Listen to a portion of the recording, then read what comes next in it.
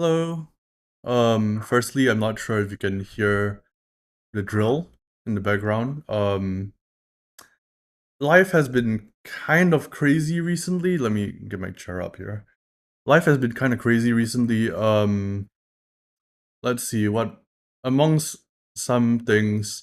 Apparently, there was. I don't know if this is getting too personal, but I should probably explain my absence for quite a while. I got pretty sickly, and then turns out there was a piping issue in my house for about 6 or 7 years.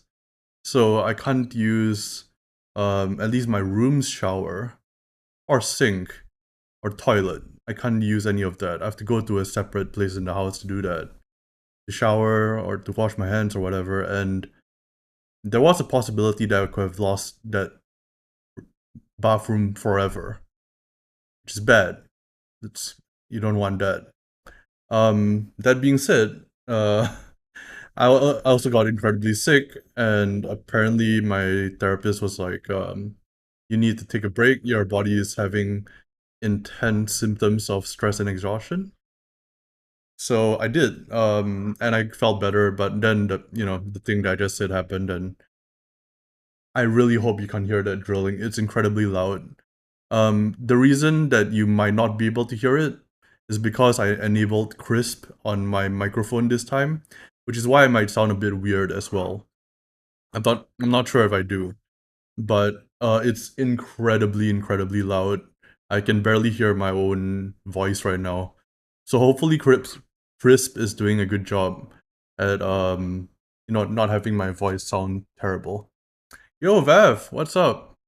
Yeah, I was just explaining Vav that my house experienced a major piping issue, and I might lose my bathroom, which is why they're drilling right now. I won't be able to use it for a month. It will take thousands of dollars in repairs while they're, busting down the kitchen floor to get to the main piping, and we won't be able to cook for about I don't know how long. But that's neither here nor there. Tomorrow I'm doing a workshop at the National Library here in Singapore. I'm gonna be giving a workshop on how to do photobashing, and I'm going through a few additional techniques, which is why today I wanted to get some practice in. But I also wanted to show off some of the techniques that I'm gonna be using during the actual workshop itself. So I'm gonna play the music, and then I'm gonna switch over to Photoshop. Okay, there we go. Okay, here we go. So this Photoshop, that's a frog. We're using unsplash.com images, and I've assembled quite a few, because the way the workshop is gonna go is I'm gonna allow them to have a pick of several subject matters, and I'll on the fly just make whatever they want. Vav says, "I feel you. Water main burst and flooded my pharmacy this week." Oh my god. I'm sorry to hear that. That sucks. Yeah, like for mine, it's not just that the water burst. It did, but it might be unfixable. I'm not trying to compare, say like, oh, my situation is so much worse. I'm just saying like I was quite distraught for a while, and that's only happened in the past few days. Before then, I was like extremely stressed and extremely sick, but I didn't want to, be too negative, and I still don't want to be too negative, which is why I didn't really bring it up all that much on Twitter or on here or anything. But I'm going through I'd say a pretty stressful time, uh, you know. But anyway, so today we're gonna be photo bashing this frog. So I just got this off Unsplash, like I said. I wanted to show off firstly some techniques that I've been messing with. So, let's see. So I'm setting everything in black and white firstly. If you have followed through with my photo bashing tutorial, you'll know that I normally use a noise texture, like this one. So the good thing about this is then I can go into here, and I can, for example, I can give it, I can give it like horns or something, right? I'm just smearing it right now. I can also just like literally paint the horns on. Let's see. Do I have a suitable brush for this? I'll just use this one. Okay, there you go. Let's see. Vev says, "Sorry, man. Everything's gonna be okay eventually. Hang in there, friend." Thank you. I appreciate that. Yeah, I think everything is gonna be fine. You know, it's just life throws curveball sometimes, and sometimes it's not during situations where I'm ready for it. So this is one of those situations where I was like, I wasn't ready for how much stuff life was gonna throw at me in this particular instance, but you know, you do what you can. So I'm just giving it horns at the moment, right? And if I put on the noise texture, you can see that it becomes really natural looking. Of course, you can, you know, mess with this as much as you want. You can add in other photos, whatever. But I'm just showing an example of how, like, this looks really goofy, right? But once you add the noise texture, it kind of amalgamates everything together and makes it look kinda, you know, kinda normal. So the noise texture is pretty large, so I'll just show how I make them from scratch. So I'm gonna pick 50% opacity, fill that in, go to filter. I don't think you can see me see the sub menus, but it's filter, then noise, then add noise. Yeah, I don't think you can see the menu, but right now I'm just setting the amount to, let's say, yeah, like around 100%. You can go Gaussian or you can go uniform. So it doesn't really matter what the distribution is, you just hit that, and then you set this to hard mix. That's the trick. Set it to hard mix, and then you got this. The bad thing about this is that if you set it to monochromatic, I'm just gonna set this to normal. You can see here that it's kind of a little bit messed up, right? It doesn't really look like much of anything. So if I set it to hard mix again, you can see it kind of works when you set it over like that. But what I normally do after this is I go to blur.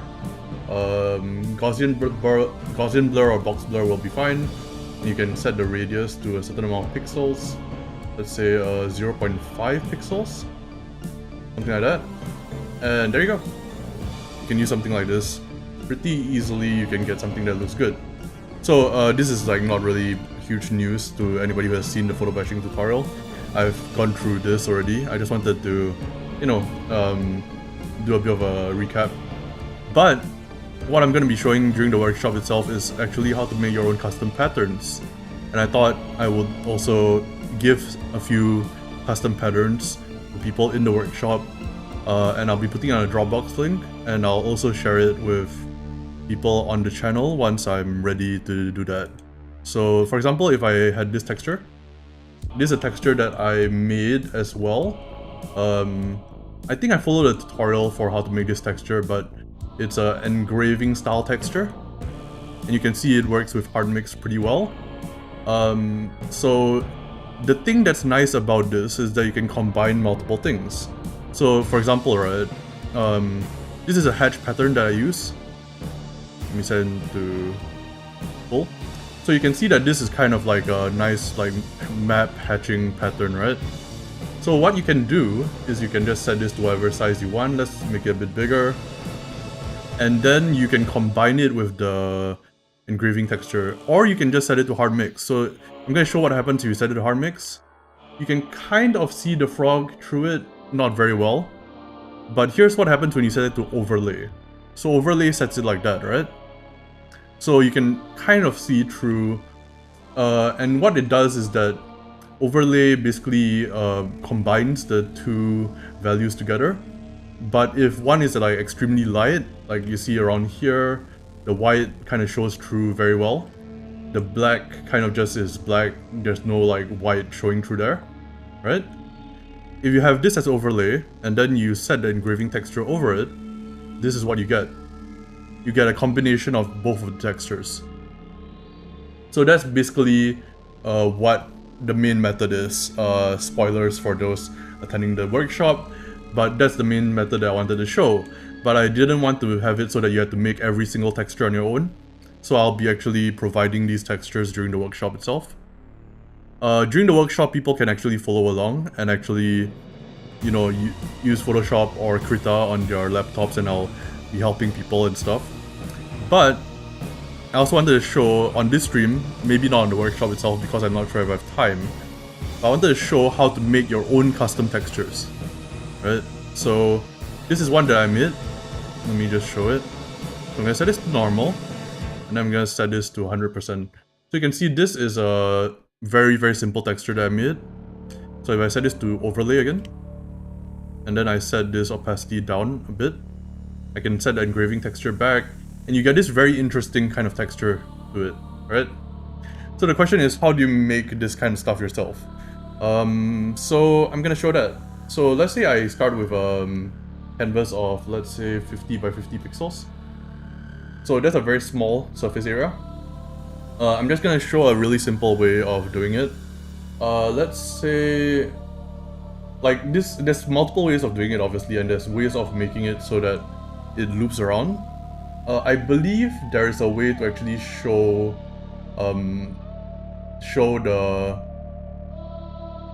the pattern so that it actually loops around, but I'm not sure how to do it in Photoshop. I know how to do it in other programs, but for now, what I'm gonna show is like how to just use this. I'm gonna set it to opacity of 100. I don't know why it's lagging so much. Oh, smoothing is up. There you go. Okay, so let's say I made a texture. I'm not sure what kind of texture I want to make, so let's just do something really simple. Actually, let's set it to 100 by 100. Okay. So what we can do is we can do something like, let's say like something like this, right? And maybe like that. Sure. Like this kind of nonsensical. But what you want to do is you want to make sure that these line up. That's about right. I'm not too worried about it in this instance. But the problem with this is that if you set it to a pattern, which I'm going to do right now just to show you, define a pattern, and I have pattern 6 there. I create a new, actually I'm not going to create a new folder. I'm going to use this. So what I'm going to do is I'm going to create a new layer, go to edit, go to fill, and you can't see this, but I'm selecting the pattern that we just made. I'm going to fill it in. Now it's just going to look like this, right? So that kind of looks pretty terrible. So I'm going to set it to hard mix, and you're going to see that you can't really see through it. You can't see through it at all. What would help is if you actually use this and then you down the size to something like that. Then you can kind of see through it. Oh wait, somebody's knocking at my door. I'll be right back. Be right back.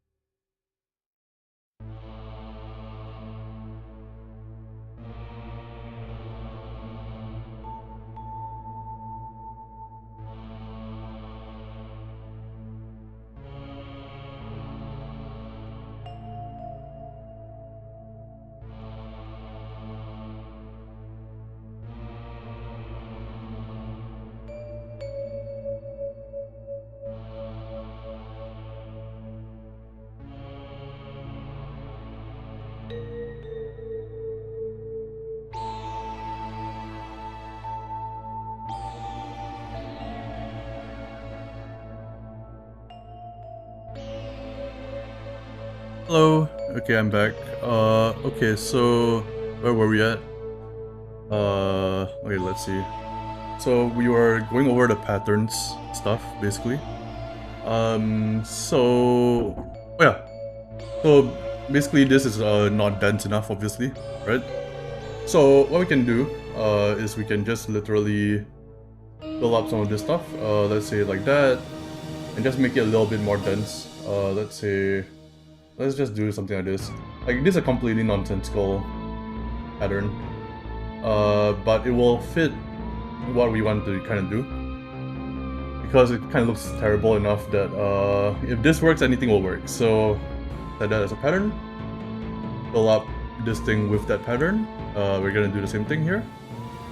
So we have something like this, right? And we set it to hard mix. You can't even see the frog through it. But that's not what we're gonna use it for. So what we're gonna do is we're gonna set it to overlay. So we have something like this now, right? You set an engraving texture over it, and you kind of have the pattern showing through. Now you can decrease the pattern like this until it just barely kind of shows through. And that can be something that can be used for a variety of things. Now, let's say you wanted to actually use it with hard mix. So, as we established, that doesn't really work. But, if you go to filter, blur, box blur I think, and set the radius to like 2 pixels, you can see it's a lot more blurry now, which is what we want. The way that a hard mix works is that it uses a lot of the gray parts of the image as well. Actually, let's not even do 2, let's do 3 pixels. So you can see it's very blurry. We're gonna set this as a pattern, something like that. And then, actually what we're gonna do as well is we're gonna up the lightness a little bit. There we go. We're gonna define a pattern here. We're gonna go back here, we're gonna fill this in with this pattern. And you can see I'm using hard mix, and the pattern is kind of showing through now, right? If I took the pattern and I actually made it super small, like so, you can see that the frog is kind of showing through. And then if I actually mess with the lightness of it, like let's say I made it a lot darker, or something like that, you can see that you can use your custom patterns for pretty much just making like a kind of hard mix pattern instead of the noise texture. So if I set this to normal, this is basically what it looks like. And if I set it to hard mix, this is what it looks like. So you can also set it to like some kind of filter, so I can distort it and use a ripple, for example. Let me try to see if I can do this correctly. So you don't want it to look super uniform. So what I like to do is I like to set it to ripple, set it to about 80%, and then set the size to large. So this was what it will look like. It will look like this, right? Then you set it to hard mix, and there you go. So you can use this for a variety of things. So obviously this is kind of a terrible pattern to use. I guess it could be cool if you combine it with other stuff, or if you know, do stuff like this, like you rotate it or whatever, but it looks kind of terrible. A more like practical usage is to use a hatch pattern like this. So if you look at the hatch pattern, I'm gonna set this to normal. You can see that this is just like a Dyson logo style hatching thing, right? If you set this to overlay, yeah, let's do 100%. You'll see that it kind of like just overlays over the top of the image here. Again, the whites don't really show through all that much. So we can then put a noise texture over it, or we can put an engraving style texture. Either way, the hatching pattern will show through. So for this kind of thing, I like to use a noise texture. And I think it really shows through if you actually use this with, like, say a painting or something. So I'm actually gonna do that right now. So let's say we did a painting, right? Let's just do a quick drawing of something. Yeah, like let's say we did like a human face. You can see, like, whenever I have some grays in there, you can see the hatching pattern kind of showing through. So I'm just gonna do a quick sketch of a man's face here. Just really quickly. Yeah, I'm basically painting the bottom part gray there. You can kind of see the hatching pattern showing through and stuff. Kind of looks like charcoal. So if we had something like this, I'm gonna turn it off. This is what you see at the bottom. I'm actually gonna use a mixer brush. I'm gonna use a mixer brush and I'm going to... For some reason the correction is at 50%. There you go. I'm going to actually blend together some of the elements here. So there's more gray. Right? So if I do this, and I add enough gray to it, what you are going to notice is that the hatching pattern is a lot more visible. So hard mix really works best if you have a bunch of gray inside your drawing or photo or whatever you're using, which is why it works so great at like melding things together. So I'm just going to take another frog image. Let's take this one. So let's say I had this frog image here, and I wanted to meld it with what can we use? Got some skulls here. We can use that.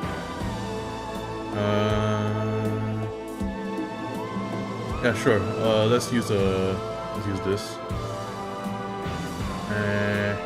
Yep, I think we can use that. So I'm just gonna grab this part here. I'm just gonna use the loop tool right now. And I'm just grabbing the top section there. Like so. And then we're gonna use a mask everything else out. And then we're gonna put that like a helmet on top of the frog. Like so. We can then erase out some parts here. Like that. Okay. Or like that. Rotate it a little bit, I think. There you go, that's good. That's kind of cool. And then what I can do is you can go on top of everything, erase out that, and I'm just going to meld together the photos using a mixer brush, just so it all mixes together well. And then you can just turn it on, and that's what you get. So that's basically what I wanted to show. Let's see. This is the pattern that we made just now, I think. Where's the one that we made just now? I can't find it. Oh, there you go. It's this. Actually, that looks kind of cool. Let's see if we can actually make it smaller and then... Yeah, actually that looks kind of cool. I think I was shortchanging myself when I said it looks terrible. But yeah, you can use your own textures. You can use textures you find online, and then you can do stuff like make it so that it seamlessly connects. Here's a trick for making your textures seamlessly connect. I'm not sure if I can remember exactly how to do it. I'm gonna try. Oh man, I'm not sure if I remember how. Let me see if I can remember. I can do it. I'm gonna go to... Where was it again? What I want to do is I want to offset the image. So... I think it's in Edit? Edit... Transform, maybe? Image Adjustments? Yeah, I'm not gonna show this particular technique during the workshop because it's a bit too advanced. But I wanted to show it off during this live stream because I think it will be cool to do. Yeah, I can't remember how to offset it. I might have to Google this. Let's see, filter. Yeah, I'm gonna Google it. How do I offset? Photoshop. There you go. It's in filter, other, offset. Okay, got it.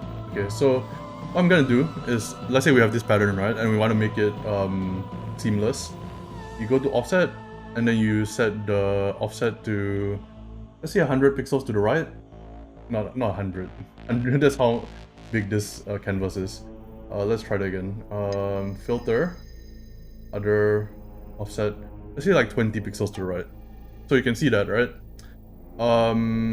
So there's no like seams there because of how the image is constructed. But if we do like vertical kind of like pixels down, you can see that there's like kind of a seam at the 20 pixel mark here. So what you can do here is you can then go to, let's see, you can go to, I believe it's like a certain clone stamping tool. There we go, clone stamp tool. Clone stamp? Pattern stamp? I can't remember which one it is. But there's like a certain tool that you can use to basically make it line up properly, so you can kind of just move this down. I'm trying to remember which tool that is. Spot healing? I don't think that's it. Let me see. Oh yeah, there we go. Content aware move tool. Okay, so I can grab this and I can move it, I think here maybe? Okay. Maybe try that. Definitely not doing this particular technique on the actual workshop. I'll look like a complete amateur. But I want to see if I can remember how to do it. Because I want to make a few textures for the workshop ahead of time. So this will be a good excuse to do it. Let's see, is it content aware or is it patch tool? Oh, it's patch tool. Okay, there you go. So if we do this, you can see it kind of does that, right? So it's not exactly working. So you want to set the patch to content aware. And this should work, I think. There we go. Not perfect, but you can see it's kind of trying its best. You can do it a few times, and you can see it kind of matches up now. So I think that's pretty cool. Then you can set this out to define a pattern, and then this will basically seamlessly do. So just to prove it, we're gonna define a pattern. We're gonna make a new canvas, and then we're going to fill it in with the thing we just made. And you can see it kind of like, it's not seamless, but that might be because we didn't have enough pixels to it. Let's try something with, yeah, okay, now let's try to make an actual one that we can show off during the workshop. Let's do a 300 by 300, and I'm trying to think of what pattern might be good, because the one that I made previously was this, which works okay, I guess. But I'm trying to think, what could be good? Actually, I got an idea. We could use like, my friend sent me some photos, some nature photos. I can use the pattern stem tool. We can select some of that, and then we can use that. Yeah, there we go. We can use that and make it into an actual texture. Then we'll need basically a bigger pattern for that. So I'm gonna do this. And these are some, this is not, this looks like it's human flesh. It is not. It's some like vines he took pictures of. I swear it's not human flesh. Anyway, so what we can do now is, actually the best way to do it will be to have a image that is about, say, that size. Yeah, there you go. So we have this image. Okay, this looks disgusting. I'm gonna actually change it so that it looks like vines maybe. Okay, this is good. This is better. I mean, it's gonna be black and white, so we'll just do it like this. There we go. So we want to basically make this seamless, right? So again, filter, other, offset, and we're gonna set this to 30 pixels down. 40? Maybe? Wait, let me copy this. There you go. Filter, other, offset, 30 pixels down. And you can see that there's this whole section here. Actually, we're gonna make that even more. Say, yeah, I think that's good. So we're gonna use the patch tool again. Oops. We're gonna set this like that. Use the patch tool. And then we're gonna move it down. Move that up. Oh, I think I know why it looks a bit disjointed. It's because of the structure. I don't remember if we need more or less, but let's try it. There we go. Okay, you can see it kind of like blends the two together, right? You can keep doing that for the various portions here. Whoops. Again. And I can't remember if you need like more or less structure. Let's try this again here. So this is a good way of like making sure that like your patterns are able to seamlessly connect. What I used to do, at least when I was doing game development, is I would actually use certain online tools to seamlessly connect up the stuff. But this is a good option if you want to use that or if you want more control. So stuff like that. So that's going to seamlessly connect from up down. And the way you can test that is you can go to offset and then you can basically move it about. And that part looks a bit weird, so we're going to fix that as well. Let's grab this entire section actually. Just want to basically make it work as well as it can. Okay, let's try a high structure, see if it works better. No, it doesn't. Okay. I think you want a low structure for it. There you go. Okay, that looks good. So we're gonna do the other thing here, which is set the vertical to 0 and then set the horizontal up. So you can see the horizontal, there's a huge seam right here, right? So you can grab that part and something like that. You can see that that makes it seamless. So now we can just test this. This should be seamless in all directions now. So if I set it vertically, yeah, there's a bit of seam. You can barely tell it's over here, right? So we're just gonna move that a little bit downwards as well. Yeah, most of the seams are gone. So let's just try. Yep, there you go, seamless. Okay, cool. So now you can take this. Set the offset to 0 just to be orderly about it. Go to edit, go to define pattern, and then you can set an A4 canvas, create a new layer, and then you can fill it in with... Where's the pattern that we just made? There you go, this one. So I did say seamless, but like it's not. Obviously, if you view it from afar, you're gonna see patterns. But if you view it like close like this, you can see it kind of like seamlessly connects. So let's use this on something. Let's say we were doing what we were doing just now. Let's import in... I don't know, let's import in the skull this time. Let's go with this one. Okay, there you go. Okay, let's just, I don't know, make it larger.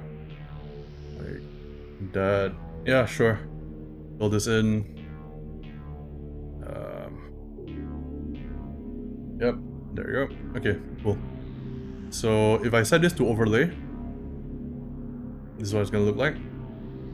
Pretty cool. You can set it normal as well and then lower it like that. This will work as well. Or you can set it to multiply. And you can do this.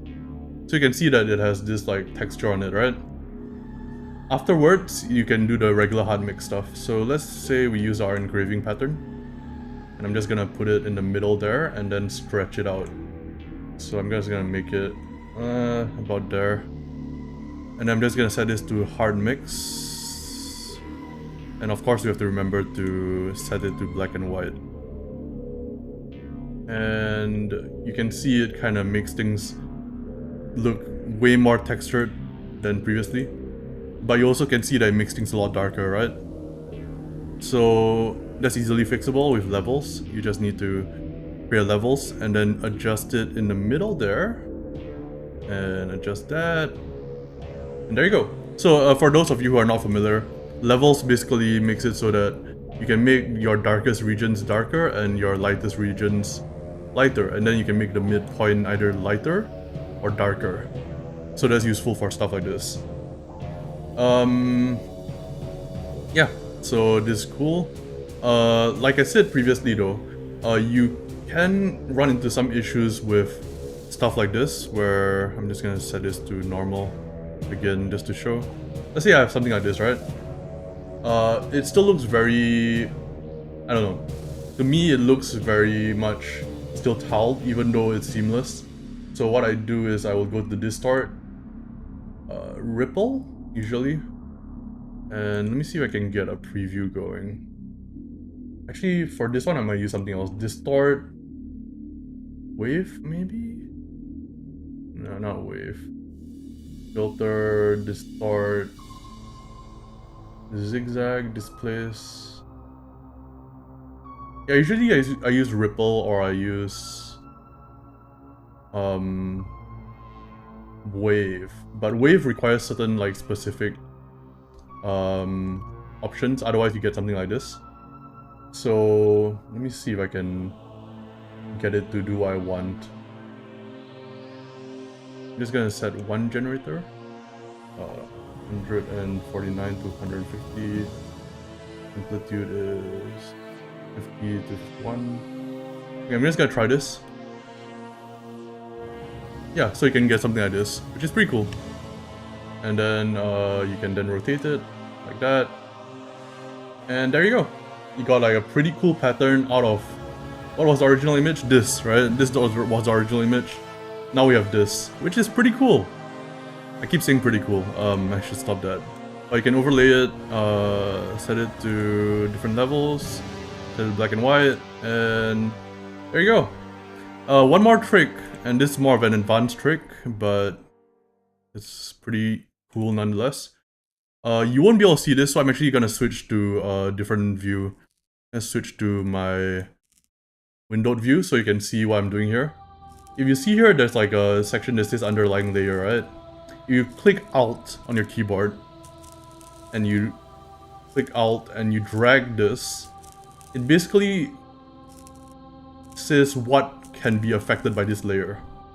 So if you don't click Alt and you drag this whole thing, it will disappear at some point. If, like when you get to the certain part in the darkness, it will just disappear, like that. You can see the gray behind it. It doesn't have the pattern anymore. See here? So if you do this, it will look like that. Set it to black and white, set it to engraving, and you have a pretty cool pattern. Now that's not something you'd necessarily use. It is a bit more advanced, but you can use it on the engraving texture as well, which makes it look like that. And then you can do a levels adjustment, and if you set it to like that, you got a pretty cool looking image without much effort. So what I'm gonna do is I'm gonna show you how you can riff off this. So we already have that, right? If you wanted a more smoky kind of image, you can use like the mixer brush and kind of just go with the flow of like the smoke here. And I think at this point I'm going into techniques that I'm not even going to show during the workshop itself, because this stuff is a bit on the advanced side. I might actually link this video up to people in the workshop who are interested in more advanced techniques. But yeah, this is not stuff that I'll cover during the workshop itself, I don't think. But as you can see, what I'm doing here is I'm just adjusting the main image to be more smoky. And then what you can do is you can then set the engraving texture, and then set the levels, and there you go. Looks pretty cool. Actually, I might just set the engraving texture to be like that.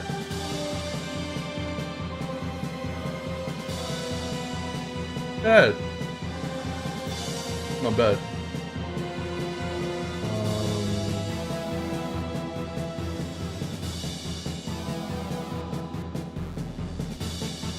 Okay. Cool. Let's do one last thing, which is I see there's a lot of like weird artifacting here. Yo, hello Simon. We are just messing about. I'm trying to get some nice textures to use during this workshop that I'm holding soon, physical workshop. And I was just showing how you can take stuff like this, which is, I swear that that's not human flesh, that's tree roots. I know it looks a lot like something gross, but it's tree roots. But you can use that, and you can, let me disable all the other layers here. So you can make that into something like this. And if I set this up like that, you can see here that you can make this into this pretty easily. So I'm actually going to define it as a pattern, and then I'm going to... Actually, I'm not going to. I'm going to save this as a separate image. Let me do that real quick. That's a quote. It's not human flesh, I swear. It's not. Okay, let's save this as not human flesh dot... No, I know. I have to remember that this is for the National Library. I have to be appropriate. This is gonna be wavy pattern dot png. I have to keep myself in check, you know? Save that. Yep, save it as a PNG file. And I'm just making a few of them to show during the workshop itself. So this is the first one. Let's make a less suspicious looking one actually. Let's do so I was showing how to go from this to this. This is basically version of this that can seamlessly loop. But let's say you wanted something else. Actually, this is a perfect chance to show you how I might do something like this, like properly. So I'm gonna switch over to Unsplash. There you go.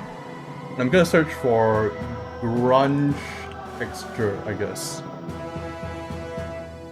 Yeah. So we're gonna use one of these. Which one looks good? So you want something that can kind of loop, but doesn't necessarily have to be loopable in and of itself. For example, if you look at... like this one wouldn't work, because it can't really loop. But if you look at this one, it can kind of loop, it's just not gonna loop as it stands right now. So I'm just gonna drag this in, and you'll see what I mean. So we got something like this, right? If we go to filter, and we offset it like just now, and we set it to, I don't know, 500 pixels down, you're gonna see that there's an obvious seam there, right?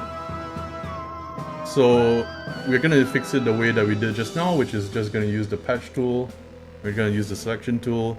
We're gonna move it to a place that looks about right, and then let it do its content-aware patching. You can see it already does it pretty well. And then you can just do that for a few of the other areas, like that.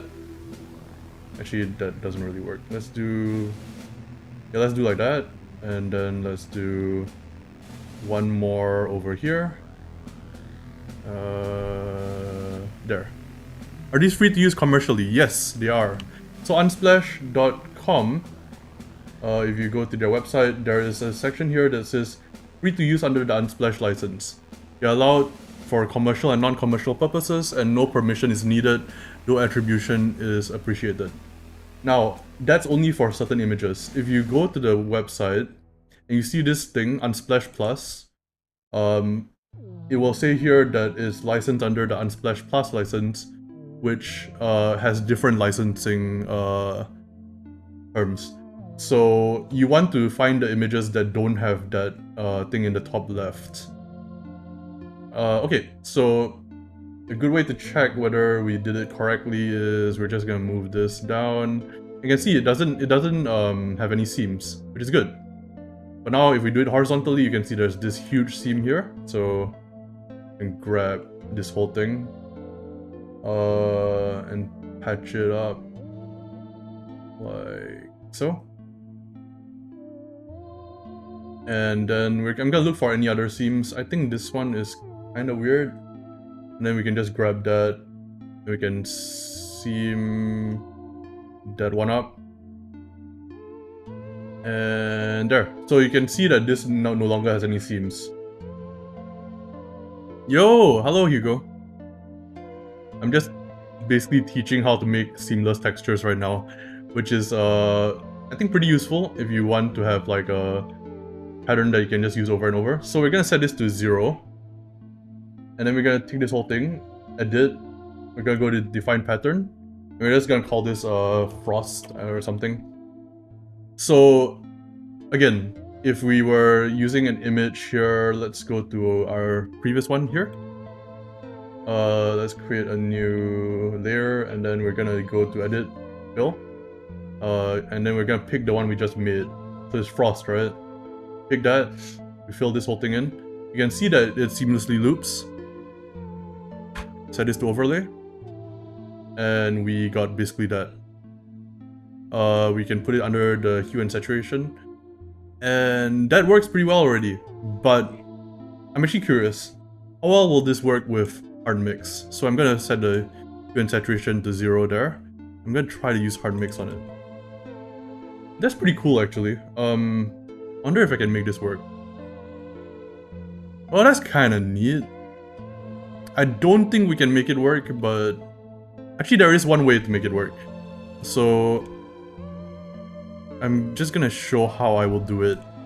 So like I said, the levels adjustment can be used to make things darker or lighter, right? Or adjust the middle. You can also use it to compress values. So there's two sliders here, there's one up here and there's one down here. If you slide this in like that, you will make it a lot more gray. So if you slide it all the way to the middle, you'll see it turns to complete gray, right? If you just want a bit of variability, you can do this. We can merge the layers here, and we can set it to hard mix. And you will see, if we set the hue and saturation up differently, that it works a little bit better. So you can just keep tweaking it until you get a result that you will like. But this is not how I'll use it. I'll use it with overlay. So I wouldn't actually do what I did just now. In fact, I will actually make it even more harsh. Now merge the layers, I'll set it to overlay, and then you can really see through that pattern there. Then I'll use the engraving texture, and you will get this really nice result. So you can see how that kind of amalgamates everything together. So if I just cropped out this section here, let's say I just cropped out like from here to, yeah, let's say from here to here. And then we crop this out. And then we had something like, yeah, let's say we selected this part. And then we basically gradiented out this section, but erased out the horns. You can kind of make it work that way. I don't know why it keeps defaulting the smoothing of 50%. And I'm just using my mouse for this, but you obviously can use a tablet, you can make it work a lot better that way. But you can see it looks pretty cool. Yeah, I think it looks nice. One thing I will do though, like for something as small as this, I'll actually make the engraving texture a lot larger, just so you can actually see it. So now you can actually see it. And the other thing I will do is working on a supplement for Merkborg, since Simon think it's super useful. This might actually help you out even more. If you're working on a supplement for Merkborg, you know how they normally have, you know, their yellows and reds and cyans and all that. You can go to gradient map. Let's see, gradient map here, and you can see it goes from black to white, right? Let's say you wanted to have the Merkborg colors. What you can do is you can just set this up here. Go to yellow, and you can set the white to essentially yellow, and then you can go to the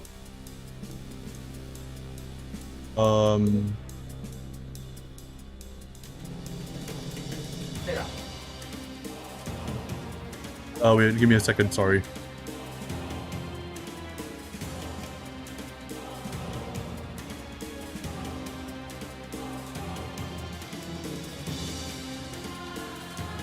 Hello, I'm back. Sorry about that. Okay, so you can set this up so that you can, let's see. You can set this up so that you can be red or something. Yeah, let's just use red for this. And there you go. So obviously you can just set this to black, but since you have a two-color setup, it like works pretty well for this kind of thing. If you are setting it to something like red, what I will recommend is doing this. Let's see if I can get it working.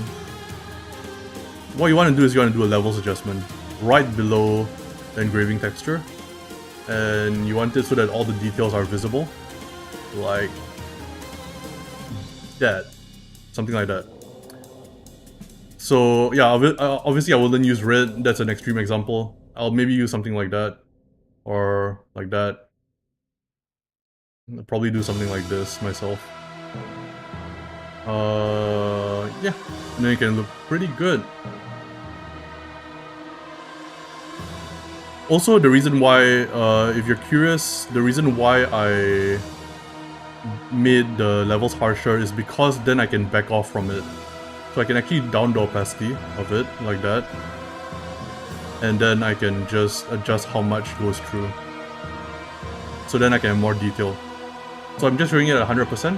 It will be almost invisible, the details. But if you set it to around 50%, you can still see the details. Oh, thank you, Simon. I guess one last trick, since you are working on a supplement for Merkborg, there is one trick that I'm not gonna show during the workshop itself, but since I'm on stream right now and I've basically made the textures that I want to make, I think this will be useful to you. Let's see if I can get it done.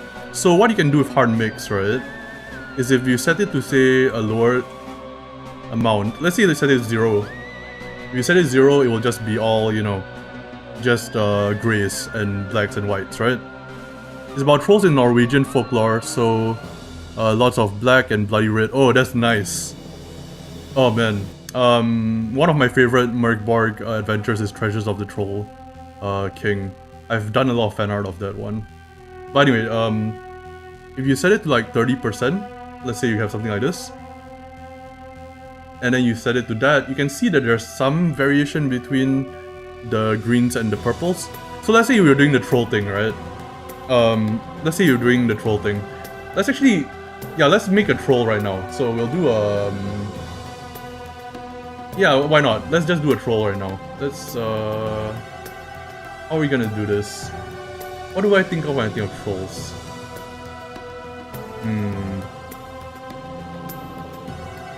Yeah, let's start with a skull and then let's just paint it up. Okay, so I'm gonna set this up here. Maybe we should use a different document before we do this, but it's fine. So I'm gonna set this up to have a new layer. Troll. Let's go with... Well, I don't really have much here that can be used for trolls. So I'm actually gonna use the... I'm just gonna use this one. There you go. And I'm just gonna manually paint in the troll image. Yeah, that adventure is really good. So, how do trolls look again in Merkborg? I keep forgetting. I'm just gonna search it. This is embarrassing. Troll King Merkborg. Yeah, okay, I can do that. Yeah, like it looks like this, right? Okay, gotcha. Okay, I can do that.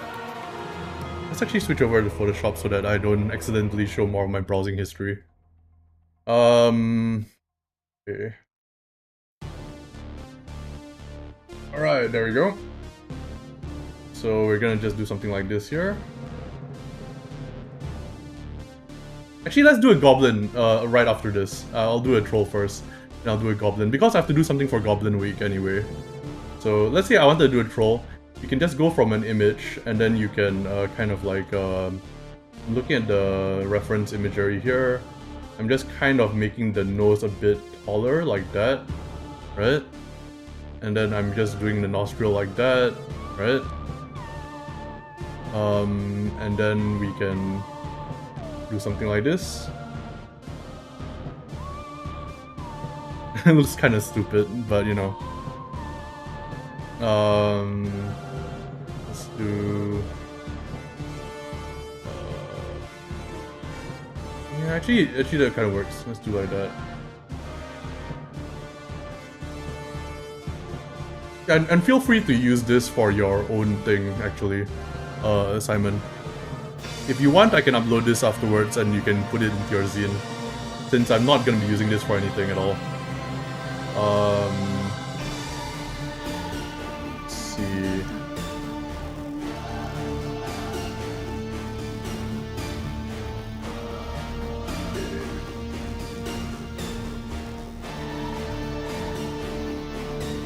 how to dispose of bodies in D&D 5e. Oh man. Speaking of D&D 5e, I think I might have accidentally dunked on it in my previous video, by saying that it was the only thing in the Singapore RPG scene. I feel a bit of regret saying that because it makes it seem like I just have some bias against 5e, but that's not the case. I think people can enjoy what they want. I do think people should try out a bunch of different things, but if they enjoy it, they enjoy it, you know? But I was like, thinking about it recently and I was like, yeah, why did I say that? There you go. Alright, so we'll do this, and then, yeah, I'll upload the image for you, and then I'll link it in chat, when I am done. Which shouldn't take too long, I think. Okay, let's do this, and then let's actually, like, just have the shoulders kind of hunched up like that. That's kind of cool, I think. And the good thing about this is that it looks terrible right now, but once you actually add in the textures and once you add in all the other stuff, it kind of looks like amalgamated.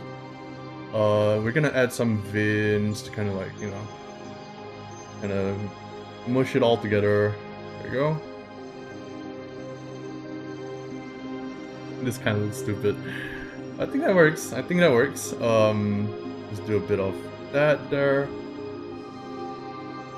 Yeah, and we'll also like do a bit of the eyes as well. Let's do like that.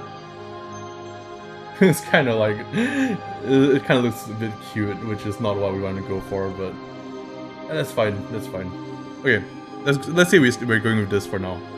That looks okay as is, but what we can do is we can then use the patterns. So we can use the texture that we just made.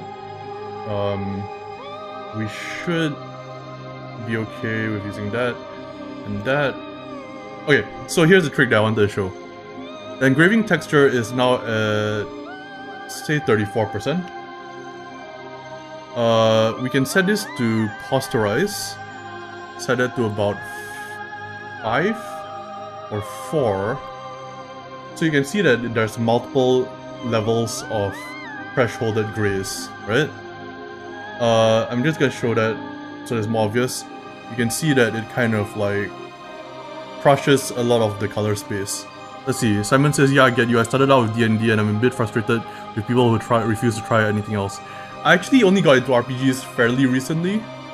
Like a year and a half ago. And now it's kind of become my job. Funny how that works. I've dove in pretty deep though. Anyway, so we can set the gradient map to something else now. So let's set this to black. Set this to pure red.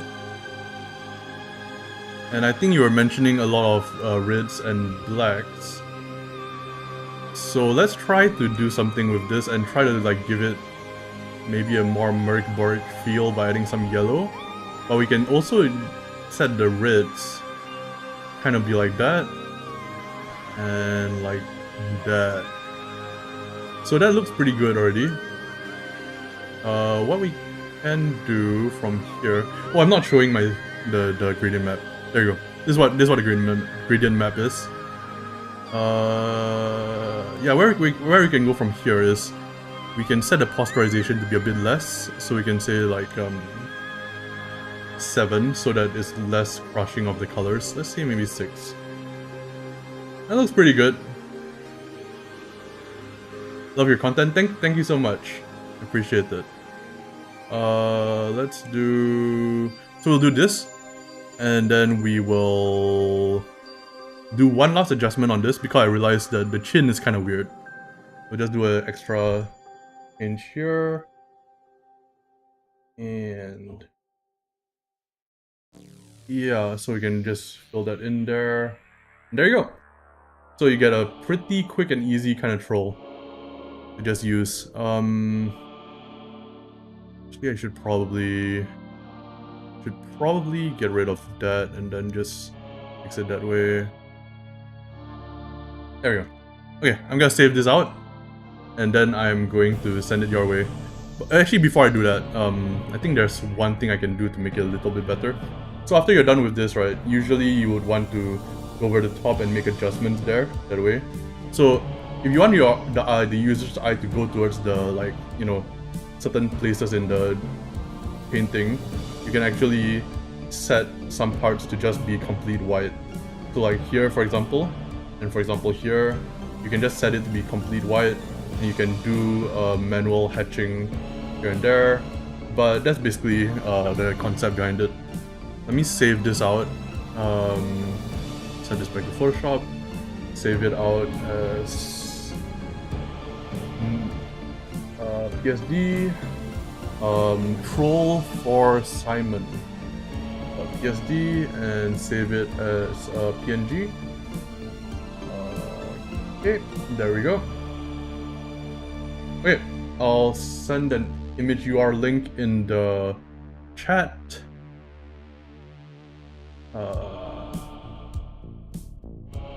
Oh, if you do use this, it'll be nice to credit me. It's not needed, but it will be nice. There you go. There you go. Does that work? Did I do it correctly? Okay, hopefully that works. I don't think I can show this at the National Library though. It's a bit too gory. I might have to change the color scheme to show it as an example. Let's try that's worse. Let's try, yeah, there we go. That's pretty okay. Let's do this. Save that. Here, there you go. Save it as I'm gonna change some of the stuff here just to. Yeah, I think I'm gonna select all the greens actually. I'm gonna erase out those. Set the gradient map to be like that, and then set that up to be like that. There you go. And then hue saturation go down. Actually, and there. That should be good. Am I free to use it? Oh, yeah, you are free to use it for whatever. How big is the do-it-yourself TTRPG photobashing scene where you live? Pretty much non-existent. It does not exist. There's pretty much nothing in terms of that. There is a bit in terms of like RPGs, but even that is like mostly like 5e. I think most people here haven't even heard of what Dungeons and Dragons is. At least when I talk to some people about it, they never heard of it in their life. Or what a zine is. So, you know. Yeah. Let's see. Oh, we should save this out as well. This was this the one that we made seamless? I think it was, right? Yeah, it was. We'll save this as offline art, frost.png. Save a copy.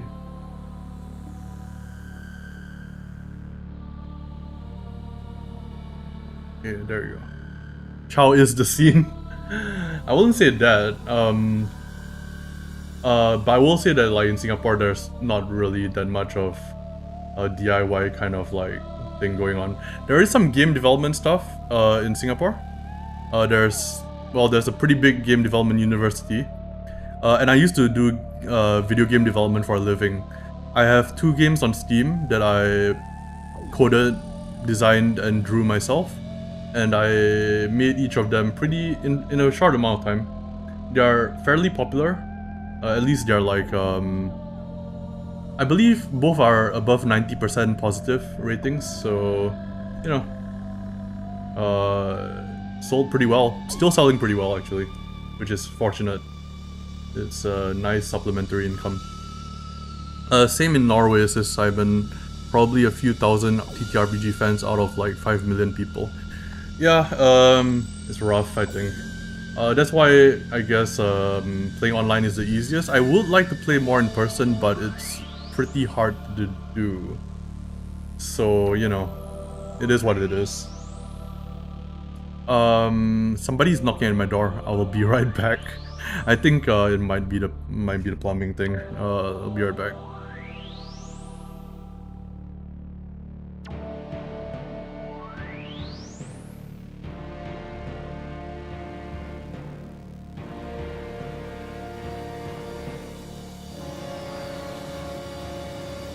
Hello, I'm back. I'm so sorry about like the constant like interruptions. But yeah, like let's see, what do we have? So let me just go through the stuff that we have right now, in terms of patterns. So we have this pattern here. Looks pretty good. We have the noise texture that I normally use. I should have an alternate one as well.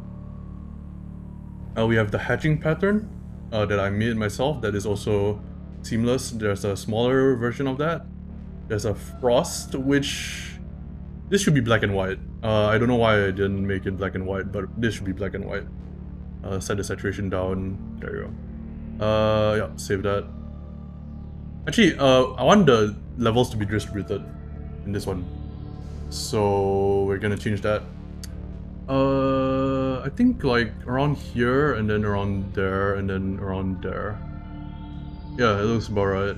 Maybe a bit more. Yeah, there you go. Save. I think TTRB is pretty niche everywhere, and DIY is even more niche than that. Yeah, the thing is though, like Singapore doesn't really have as much of a creative scene as like the West, unfortunately, as much as I hate to say it. It's something that I am trying to help with, in a large part, with these workshops and stuff like that. I want to like help more people create, and also to expand the scene in Singapore. But it's tough, for sure. Let's see what else we got. We have an engraving texture. This one, I might need to make an A4 version of this, but I think this should... Actually no, I'll just set this one up as a regular texture. The last thing that we need to do before we're ready for the preparation is make some brushes, I think. So you guys have seen me use the smudge brush a lot, which is, you know, this thing, right? But that's more of a mixer brush tool. I think what I might need to do actually is I might need to make an actual smudge brush, which is something like this. Or find one that like is free to distribute. I'm not sure whether I can do that. Or I can make it myself, I guess. Yeah, I could make a brush myself. Do I have any that I made myself already? That I made like in the last 5-6 years maybe. Let me see. I made one of these myself. I made this one myself, I think. Yeah, I made this one myself. I'm switching from just making stuff in Norwegian to English for that reason. Oh! What have you made actually? I'm very curious to know. Dual brush. I think it's this one. Yeah, Hugo I know is like an amazing artist. He sometimes posts in the art channel in my server, and I'm always like very inspired by his stuff. Let's see. What the hell? I think that will work actually. Let me see if I can set this as a smudge brush. So, do I just select that? Let's just try this. No. No, I don't.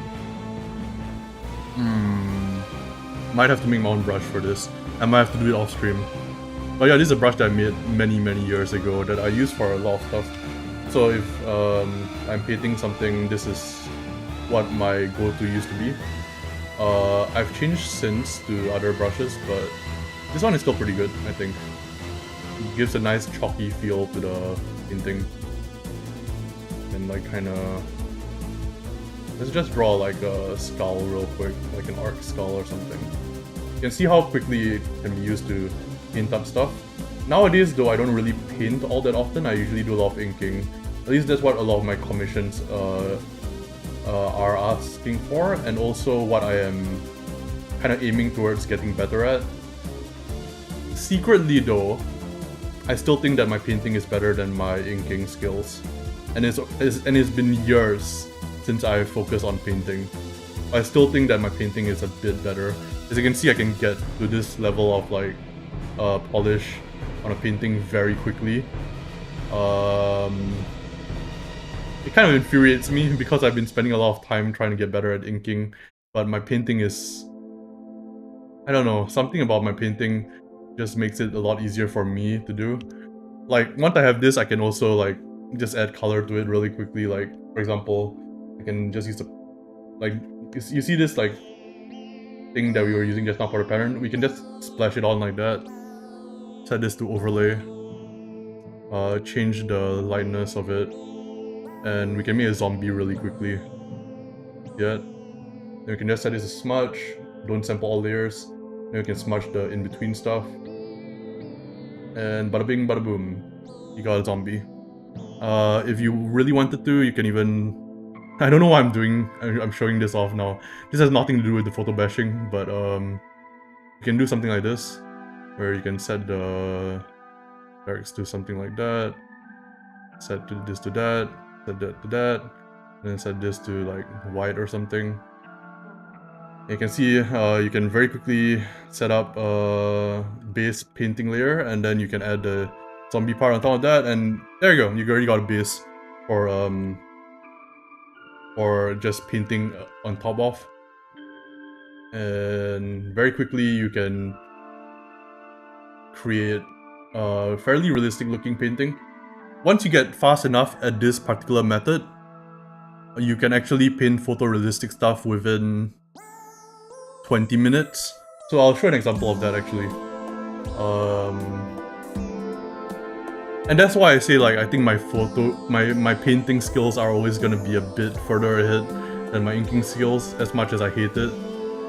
But let me just show you an example. This painting was done in about 20 minutes. And it is a painting. You can kind of zoom in and see that there's brush strokes in it. So there's a lot of ways to get very, very fast at it. But the reason why I switched to inking is actually because it forces me to slow down and forces me to be very specific about things. Actually, let me show, let me give you guys a sneak peek of, well, I think we're done already. But I wanted to show you guys a sneak peek of an ink work that I've been working at very slowly. And I'm very proud of it. But take a look at this beauty. Oh, I think it's gonna crash my computer. Oh, there you go. Look at that! I inked this with Sakura Pigma Micron on paper. Yo, Brent, hello. But yeah, like this, obviously you can get to a pretty I don't know, interesting result fairly quickly. This takes like pretty much way longer. But it still infuriates me that like, I'm able to get to this point in like 5 minutes. And then this takes me like days to do.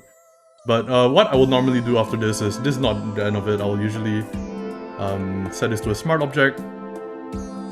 And then I'll just, yeah, I think this will be good to show actually. I'll actually do this. And actually, yeah, let me see if I can show what my process is for this. I'll normally use a stamp and a grain and do something like this. So what this does is that this makes it so that... Oh wait, you can't see it. There you go. What it does is that it makes it so that all of the lines are equal width. So if you look at this line here, even the dots are equal width. So I use this to make it more visible on like a digital kind of like viewing setup. Because on paper it looks great, but on digital it can have its problems. But here's another trick that I learned from Dyson Logos. I like this trick a lot, and I learned it like a week ago. So I learned it fairly recently, but check this out.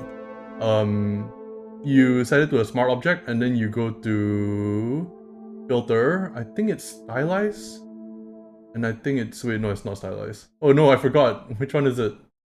Render, pixelate. Oh my god, I forgot which one it is. Other? The fuck was it?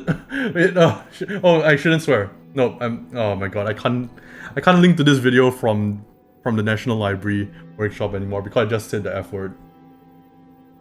God damn it. Well, fuck it, whatever. It's fine. Shit. I did so well. I was not swearing. Oh my god, I was not swearing the entire time, and then now I just...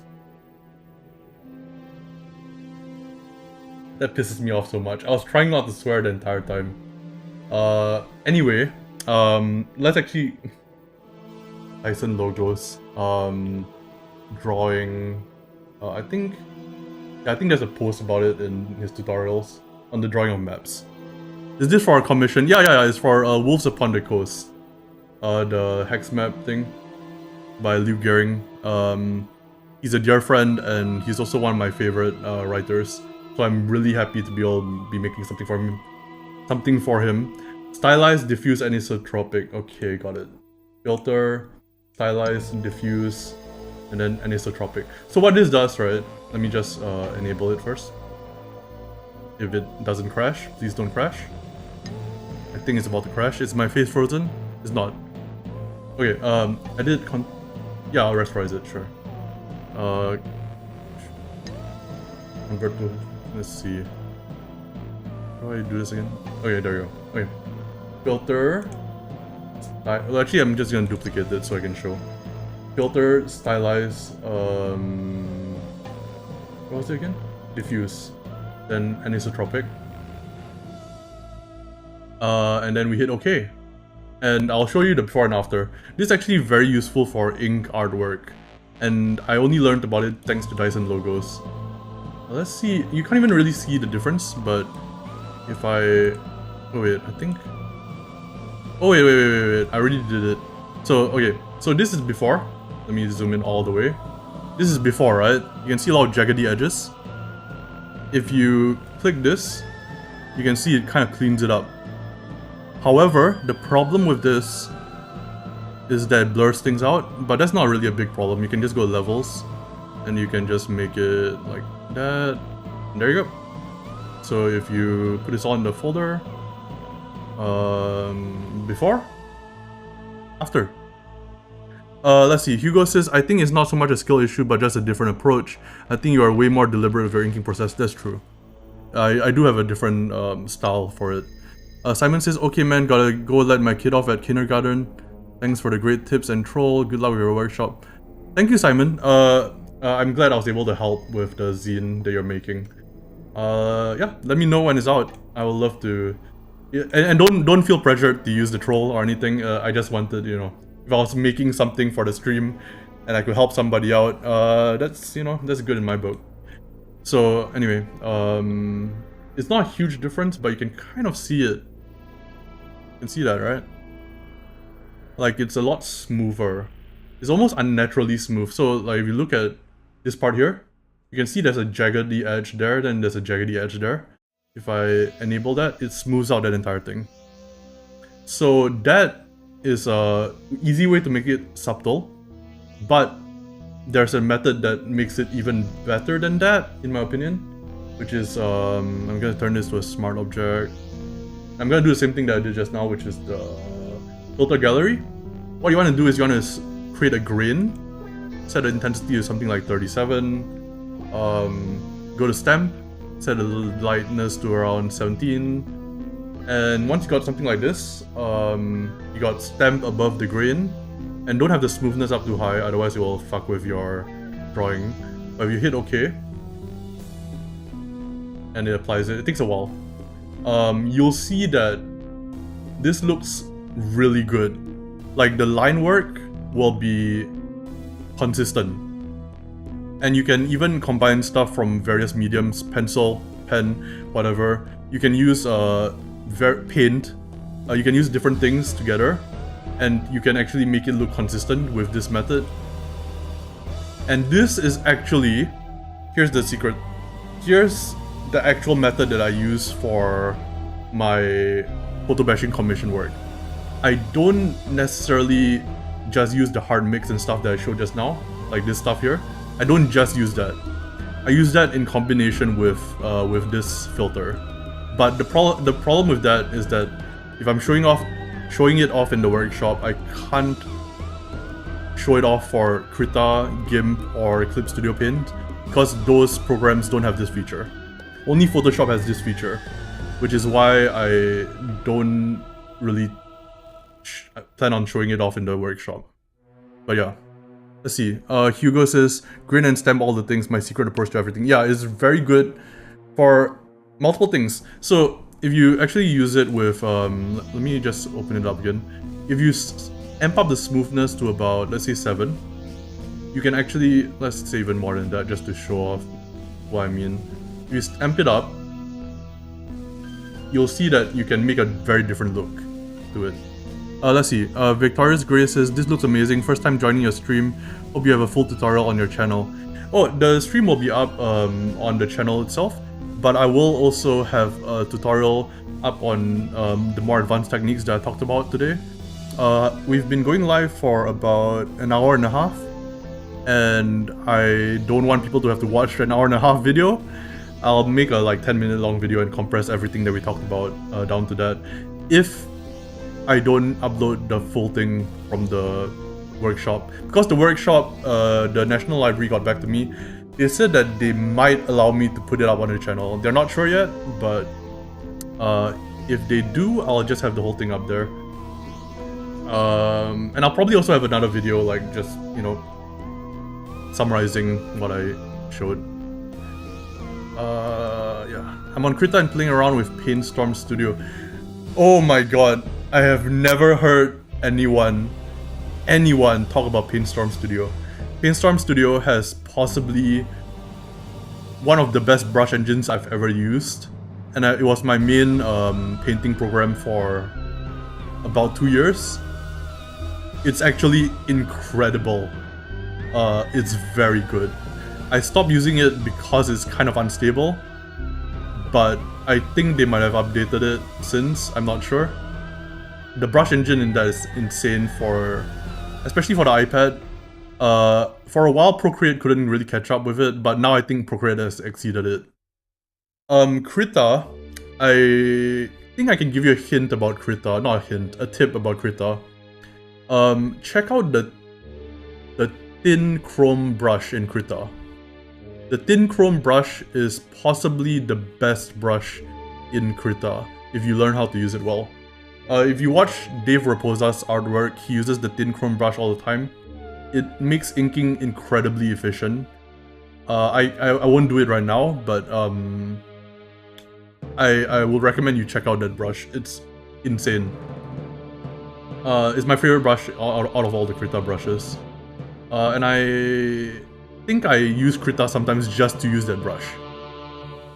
But yeah, I think we're about done with this. Oh yeah, I wanted to show off one more thing. This is not related to the workshop at all, but let me see if I can. Oh, let me switch over to Photoshop there. Let me see if I can change my camera setup here. Let's see. Let's switch back. Is this gonna work? There we go. Hello. This is my room. Check this out. Okay, so I don't have my overhead camera projection thing working. But so I bought this Snakes and Ladders. It was like it's $9 Singaporean, so it's like 6 USD. I think you can pick it up for cheaper, but it's like a magnetized kind of. You can see this. It's kind of like a magnetized board, and inside there's like 4 magnets and also dice. And yeah, I picked that up and I turned it into this. So I ripped off the sticker, I laminated it, and then I put printer paper on top that I drew grid lines on, and then I laminated it with a sheet binder that I cut up essentially, and I stickied it over top. The reason this is cool is, I don't know if I can show this without it all falling out, but I don't know if you can see that. All of these, so I'm going to show each of these. I'm going to make a video about this, but so each of these is, I can't really show that very well, but this is like a magnet that I put on the back. So if I put this on there, you can kind of see it kind of just standing up. Look at that! And here's the cool thing, I have a whiteboard marker inside as well. So I can just draw a dungeon, and then I can erase it afterwards. So I'm using this for like my solo RPG stuff. And I know I'm not showing it in the best way at all. Yo, Hugo! Thank you for coming by. But you can kind of see me draw on that, and then you can just like, you can just erase that. And because it's on both sides, you can like open it up and it will be you'll build a full battle mat 10 by 10, and you can use it for tactical combat or whatever. And all of the pieces fit inside here, which I think is pretty cool. I'll make a full video on this, but it's basically a very practical way and a very easy way of making a solo travel battle mat. I don't even know why I showed this off. I just wanted to show it off because I was so excited about it. It has nothing to do with the photo bashing. Fuck, I really fucked this stream up, didn't I? First I said like the F word multiple times by now, so I can't link this from the workshop. And then I start bringing up stuff that's not related to... It's fine, it's fine. I also wanted to show off some other stuff since we're... Look, this stream is already off the rails, it's fine. I will cover like some stuff from Hyperborea soon. I'm a bit scared to... Let me see if I can just show the books. Yeah, there we go. Please don't fall. Don't fall. Don't fall. Don't. I'm just kidding. Yeah. Hyperborea. Hyperborea is amazing. It's great. I want to make a video on that real soon. And also, I want to make a video on a lot of different things, but yeah, we'll cover the workshop first. We'll cover a video on the advanced techniques that I was talking about, and then we'll go from there. I just want to get a lot of stuff done, and I don't have a lot of time, and my house is apparently by bit. So yeah, that's a good place to end the stream. Thank you all for coming by. I'm gonna thank everybody individually. Thank you. I was gonna say thank you, Chow Clips. What the fuck is wrong with me? Thank you, Vav. Thank you, Simon. Thank you, Hugo. Let's see. Thank you, Brent. Thank you, Victorious Grey. I love seeing you derail your streams. Always my second favorite part. Hey, thanks, Hugo. I appreciate it. I think that's everybody. Yeah, I think that's everybody. Okay. Thank you all for coming by. I will end the stream, and I think we're also ready for the workshop tomorrow. So again, I'll check out if I can get a recording of it for you guys. If I can't, I'll make a video summarizing it. Even if I do get the video on the channel, I'll probably still make a summary video. Either way, the advanced, it's not really advanced, but the additional techniques will be on the channel in a week or 2 weeks or something, whatever it is. Alright, goodbye everybody.